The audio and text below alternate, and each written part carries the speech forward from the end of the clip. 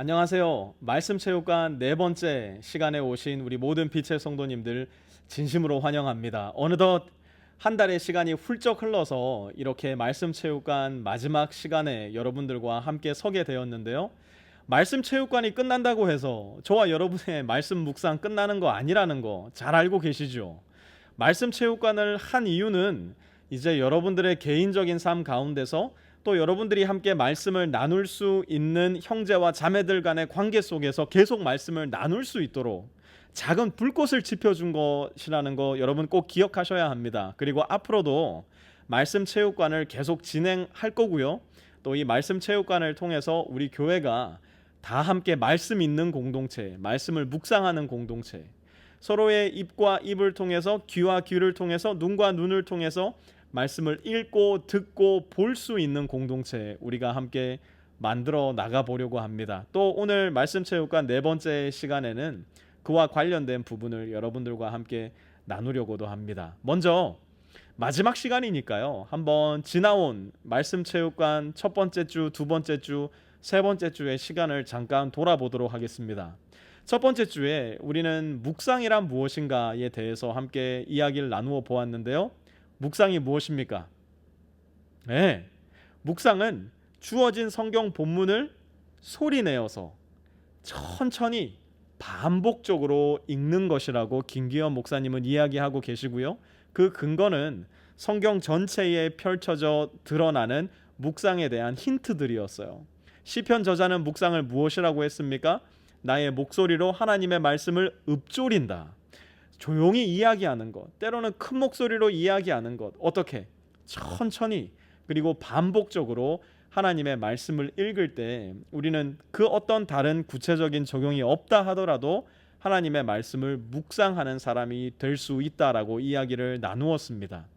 두 번째 시간에는 나는 하나님의 말씀을 전혀 읽어보지 않은 사람이에요. 혹은 아주 가끔, 혹은 주일날 딱 한 번 목사님의 이야기를 통해서 듣는 사람입니다 라고 이야기하는 말씀 초급자, 묵상의 초급자들은 어떻게 묵상을 할 것인가? 또 말씀의 중급자, 나는 그래도 말씀을 조금 읽는 편인데 더 말씀을 잘 읽고 싶습니다 라는 마음의 소원함을 가지신 분들 어떻게 묵상할 수 있을까? 또 더 나아가 너무너무 바쁜 슈퍼 비지한 현대인들을 위해서 나는 정말 말씀 한자 읽을 시간이 없는 바쁜 직장인이에요. 바쁜 비즈니스맨이에요. 혹은 아이들이 나의 온몸에 붙어 있어가지고 도무지 말씀 읽을 겨를이 안 납니다라고 이야기하는 육아맘, 육아데드들을 위해서 어떻게 성경을 읽어야 할까 여러분들과 두 번째 시간에 나누었는데요. 잘 기억이 안 나시는 분들 말씀 체육관 두 번째 시간으로 돌아가셔서 복습하시고 다시 말씀 묵상에 매진을 하시기를 부탁을 드립니다. 그리고 지난주에는 그렇게 읽은 말씀을 어떻게 내 삶에 적용할 것인가, 또 어떻게 이 말씀을 나의 기도로 만들 것인가에 대한 부분 함께 살펴보았습니다. 오늘은 마지막 시간으로 이 말씀 묵상과 관련해서 우리 교회는 어떤 교회가 되어야 할까, 저와 여러분이 함께 밑그림을 그려보는 시간을 가지려고 합니다. 여러분은 우리 교회 어떤 교회였으면 좋겠습니까? 예배가 불타는 교회, 전 세계로 선교하는 교회, 무엇인가 시끌벅적하고 많은 이벤트가 있는 교회, 여러분 우리 교회 그런 교회 되었으면 좋겠습니까? 예, 아마 때에 맞게 필요에 맞게 그런 교회 될 수 있을 겁니다. 그러나 그런 것 하나 없더라도 항상 한결같이 우리 교회가 불타고 있어야 될 영역이 하나 있으니 그게 무엇이냐? 바로 말씀으로 불타는 교회가 되어야 합니다. 겉보기에 아무것도 안 하고 있는 교회라고 하더라도, 겉보기에 아무 일이 안 일어나고 있는 심심하기 짝이 없는 교회라 하더라도 여전히 말씀에 불타는 교회 되어야 할 겁니다. 그런데 어떻게 말씀에 불타는 교회가 되어야 할까요?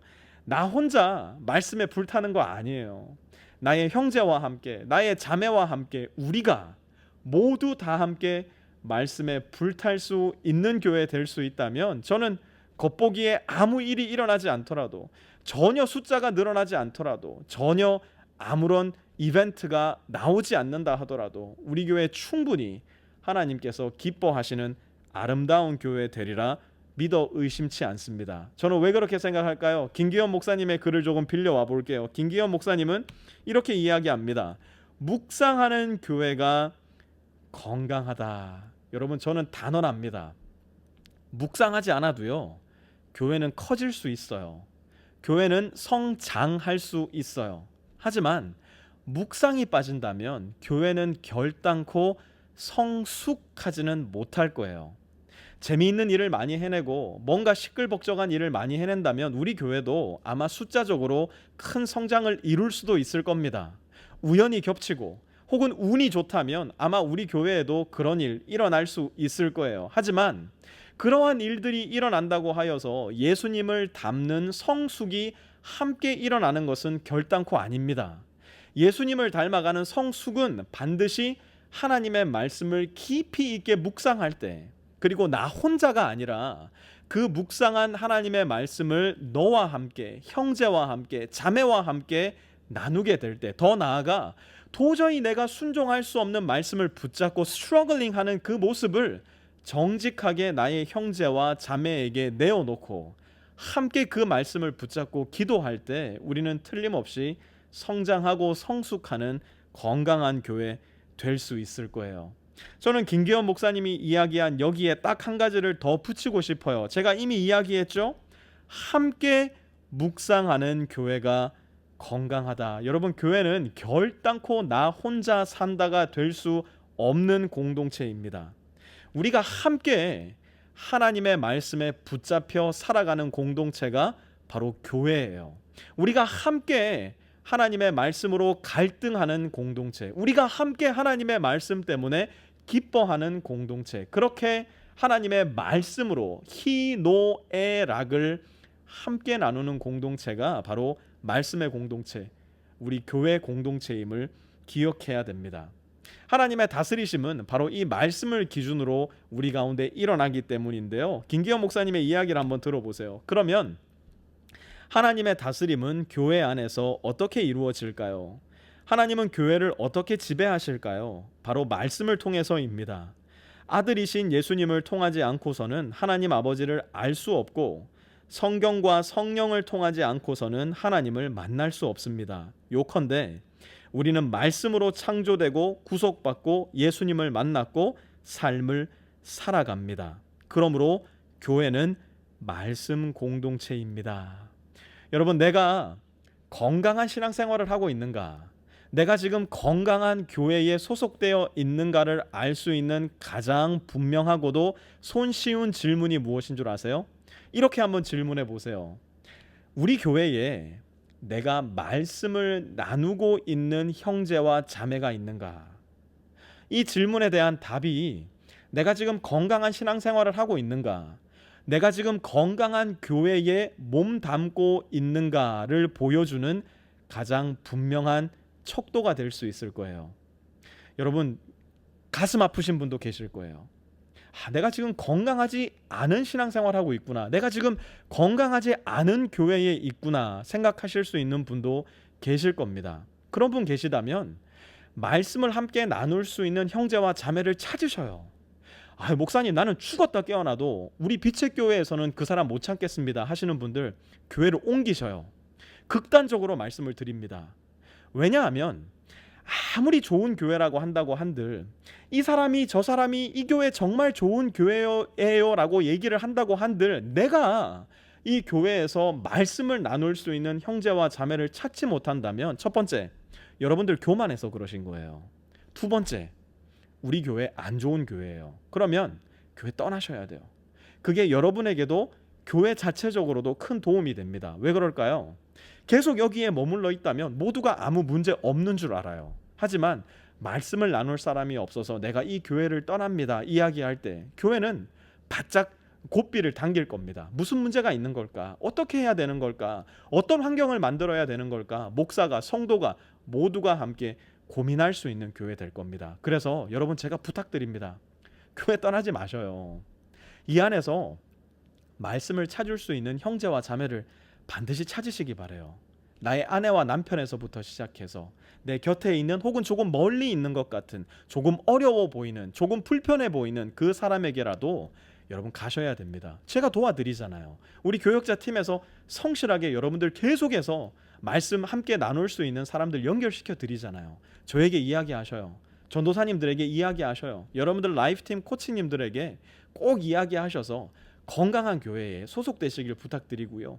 건강한 신앙생활 함께 해나가실 수 있기를 부탁을 드립니다. 왜요? 건강한 신앙생활은 나 혼자 산다 신앙이 아니라 내 형제와 자매가 하나님의 말씀으로 함께 하나가 될 때 일어나는 하나님께서 이룩하시는 역사이기 때문이에요. 그러므로 사랑하는 성도 여러분 부탁드립니다. 교회를 떠나지 마시고 우리 빛의 교회 안에서 너를 찾으시기 바라요. 나의 말씀을 나눌 수 있는 너, 나의 기도를 나눌 수 있는 너, 더 나아가 나의 불순종 그리고 나의 죄를 기꺼이 함께 나누고 짊어지고 기도할 수 있는 사랑스러운 형제와 자매 반드시 만드셔서 나 혼자 산다의 비실비실한 신앙 말고 우리가 함께 산다, 우리가 함께 읽는다, 우리가 함께 기도한다, 함께 순종한다, 함께가 들어가는 하나님 안에서의 건강한 신앙생활 반드시 이 빛의 교회 안에서 해나가실 수 있기를 부탁을 드립니다. 마지막 주 숙제입니다. 오늘의 요나서를 소리내어서 천천히 반복해서 최소한 10번 읽어오시는 게 이번 주 동일한 숙제이고요. 우리 체육관 팀원들에게 2세트씩 나눔을 가져보시길 부탁을 드립니다. 더 나아가 이번 주에는 한 주에 2번씩 말씀 거들기, 상대방의 말씀 바벨에 2번 내 손가락 걸쳐주는 겁니다. 말씀 이렇게 함께 나누고 또 서로가 함께 그 말씀에 힘을 더해주니까요. 말씀을 읽고 묵상하고 나눌 때 제 마음 가운데도 훨씬 더 큰 격려가 되고요. 또 서로의 나눔을 통해서 서로의 단문을 통해서 훨씬 더 내 마음 가운데 깊은 묵상이 일어나는 것을 저는 경험할 수 있었습니다. 여러분도 다르지 않으리라 생각을 합니다. 그리고 마지막 금요일에는요.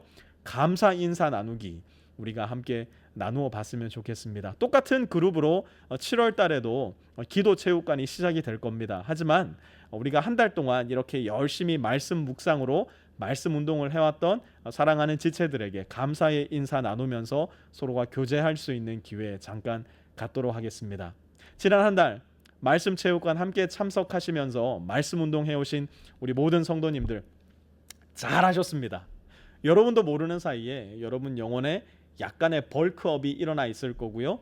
여기에서 끝나는 것이 아니라 계속해서 여러분의 삶 가운데 하나님의 말씀을 묵상하는 운동이 계속 일어나게 되시기를 부탁을 드립니다. 다음 달에 기도 체육관으로 다시 여러분들 찾아뵙도록 하겠습니다.